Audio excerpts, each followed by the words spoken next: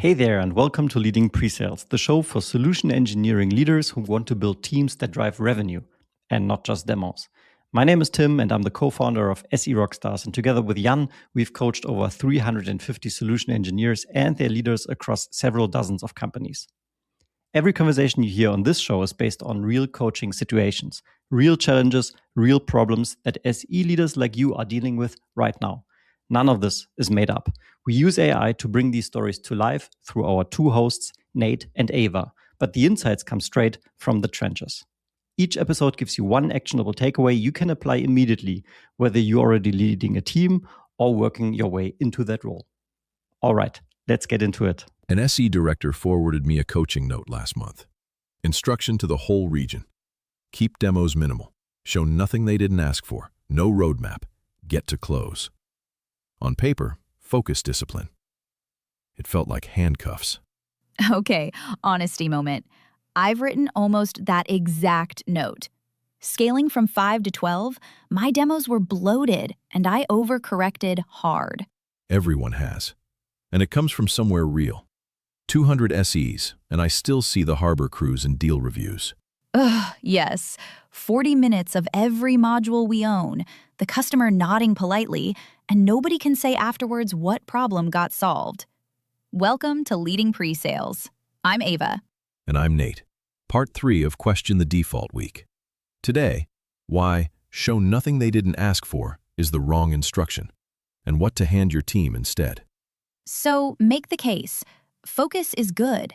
What's wrong with a rule that produces focus? Focus is good. Imposed focus isn't focus, it's a prohibition. You've taken the scope decision away from the one person in the room hearing the customer talk. Sure, but a rule scales. 200 SEs under your managers. Judgment is expensive to distribute. A rule travels for free. Fair, and that's the trap I fall into when things get messy. Tighten the process, add a rule. But the rule doesn't create judgment, it replaces it. And there's a second cost nobody talks about. SEs stop hearing needs they're not allowed to act on. Say more, because that's the interesting part. Early on, I sold a compensation management product. Customer walks in with a commission nightmare. Spreadsheets, 12 plan variants. We sold them that. Then in the same breath, someone said, "By the way, you probably have complex configurable products. Shall we look at quoting too?" Wrong topic, wrong moment. Right, a product pitch wearing a discovery costume. I'd have banned it too. Quite. But banning the symptom is lazy. Move the decision upstream, into discovery. Okay, what does that look like on a Tuesday? 2 questions before anyone builds a demo. What does the customer think they need? And what did we hear they actually need? Both written in the account notes. Then you decide, out loud, what goes in the room. Hold on. If discovery gets wider, doesn't the demo widen with it? That's how the harbor cruise starts. Other way round. Wider discovery, narrower demo. Good questions don't collect modules. They widen what the customer understands about their own problem. Then you both know what you're deliberately postponing. So you can still land on one use case. Absolutely. Phase 1, use case 1, nothing else. Completely legitimate. The difference is, it's a chosen scope with a stated vision behind it, not a secret. You say it. We heard 2 problems. We're starting with the painful one. That I like, because hidden agendas leak anyway. The customer always finds out you held something back, usually in the security review. They do. And there's a layer underneath that leaders skip. When an SE pushes Module 3, ask why. Half the time, it's in my target agreement. Ha! Then it's not a demo problem, it's compensation design. I had an SE last year slipping our analytics add-on into every deck. His bonus had a line item for it. Nobody told me. There you go. I asked my managers to pull their target sheets last quarter, before we touched any demo coaching. 2 had cross-sell language baked in. We fixed that first. Okay, but the no roadmap part still bugs me.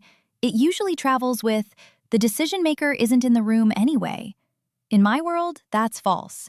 Half my team's deals, the founder booked the demo herself. She's on the call from minute 1. Fair, and it isn't only a scale-up thing. A manufacturer we worked with years back, maybe 100 people, industrial fasteners. The managing director ran the whole ERP evaluation personally. Every session, hardest questions. So here's the move. Delete the rule. Replace it with one line in your demo prep template. What we heard they need beyond today's scope, and what we're consciously leaving out. 2 sentences, written by the SE. The manager reviews it, never writes it. And my caveat, say that second sentence to the customer in the first 3 minutes.